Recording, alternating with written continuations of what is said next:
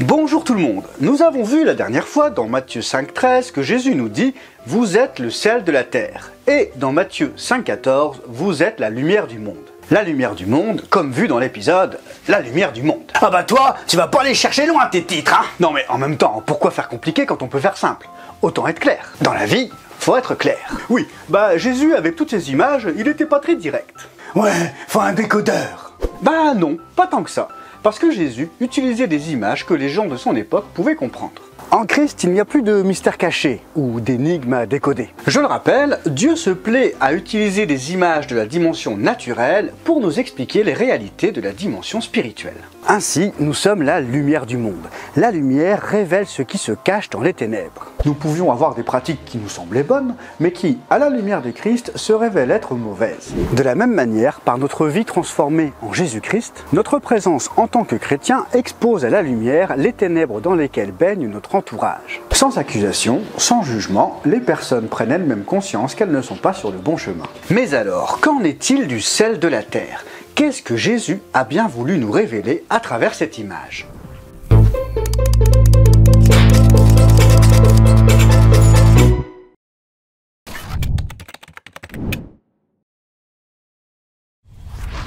Le sel est utilisé de plusieurs manières. Relever la saveur d'un plat en lui donnant plus de goût. Mettre un aliment dans du sel permet de le conserver, éviter qu'il ne moisisse. Quand c'est moisi, ça sent pas bon. Quand quelque chose est mort, un fruit ou de la viande, le mettre dans du sel permet de le protéger du pourrissement, de la corruption. Et tout autour de nous, il y a beaucoup de choses qui sont corrompues, qui pourrissent. Que ce soit des relations qui s'enveniment, des actes mauvais, Des manières de penser qui s'éloignent de plus en plus de celles de Dieu. notre présence, notre attitude en tant que chrétien, disciple de Jésus-Christ, expose à la lumière toutes les mauvaises voies, parce que nous sommes la lumière du monde. Des gens vont commencer à se poser des questions, à nous interroger, parce qu'ils nous voient agir différemment de ce que le monde attend.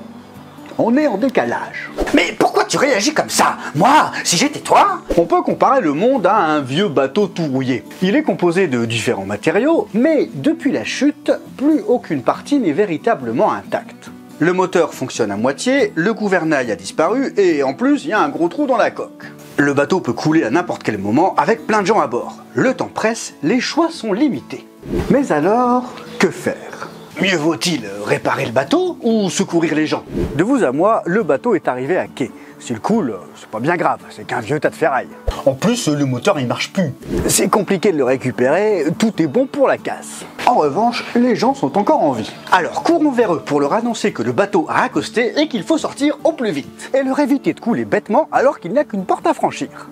De nouveaux cieux, une nouvelle terre. Voilà ce que Dieu nous promet dans sa parole. Étant chrétiens nés de nouveau, c'est-à-dire nés d'en haut, nous sommes déjà spirituellement assis sur le trône de Dieu en Christ. Notre problème n'est pas de réformer le monde pour qu'il devienne parfait. Ça, c'est Dieu qui s'en charge. Et quand on lit l'Apocalypse, c'est plutôt radical. Apocalypse 21:1. Puis je vis un nouveau ciel et une nouvelle terre, car le premier ciel et la première terre avaient disparu, et la mer n'existait plus. Il n'existait plus. Pouf! Disparu. Alors pourquoi s'évertuer à vouloir changer un monde qui est voué à disparaître? Occupons-nous plutôt d'aller vers les gens qui nous entourent. Pour leur dire qu'ils vont tous être exterminés? Mais non! Pour qu'ils laissent Dieu transformer leur cœur, changer leur manière de penser, renouveler leur intelligence. Jésus n'a jamais fait de politique, il n'est pas venu pour s'installer comme roi d'Israël à la place d'Hérode. Pourtant, il est bien roi. Mais il dira à Pilate, gouverneur romain de la Judée à l'époque, dans Jean 18,36, « Mon royaume n'est pas de ce monde. Si mon royaume était de ce monde, mes serviteurs auraient combattu pour moi afin que je ne sois pas livré aux Juifs.